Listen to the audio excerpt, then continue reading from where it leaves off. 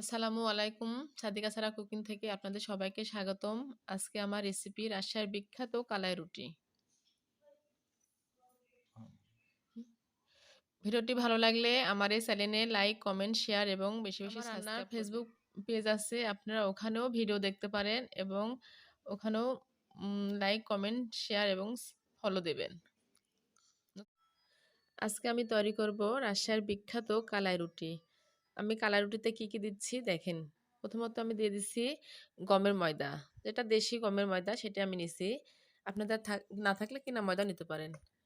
তারপর আমি নিয়ে নিছি চালের গুঁড়া, আতপ চালের গুঁড়া। আমি দুইটা একসাথে মিক্সার করে নিয়ে নিছি। আপনারা গমের ময়দা বলেন বা কিনা যে আটা বা ময়দা বলেন সেটা নিতে পারেন, কিন্তু আপনি ওটার চেয়ে বেশি নেবেন চাউলের ময়দা, কারণ চাউলের ময়দা নিলে বেশিটা এই কালাই রুটিটা খেতে ভালো লাগে এবং মচমচা হয়।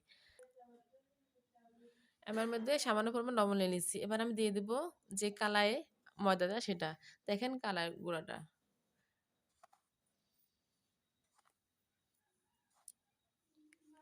আমি এবার নিয়ে নিব।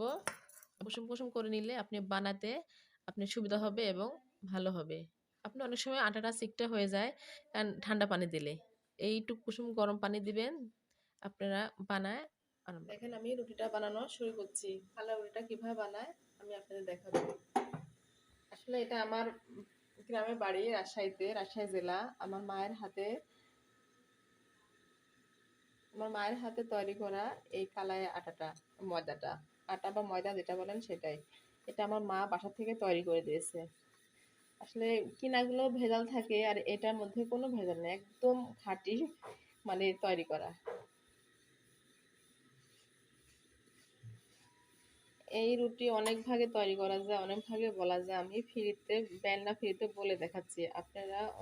আমি অন্য ভাগে আবার দেখাবো, যেটা আপনি হাত দিয়ে বানানো হয়, সেই ভিডিওটা আমি পরে আবার দিয়ে দেবো।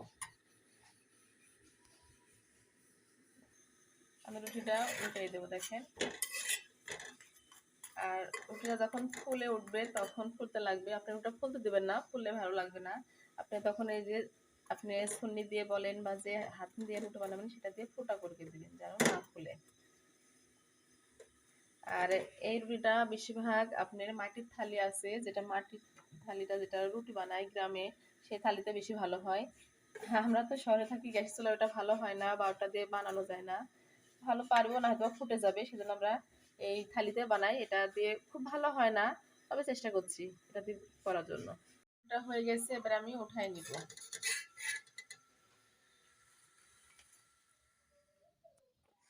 আজকে আমি কালা রুটিটা খাবো হলো মানে সরিষা বাটা আর হলো কাঁচামরিচ, সরিষার তেল আর লবণ দিয়ে মানে শিলপাটায় বেটে পেস্ট করে নিছি। এটা দেখেন আমার কালা রুটিটা রেডি এবং এই পেস্ট দিয়ে কালা রুটিটা খাওয়া হবে।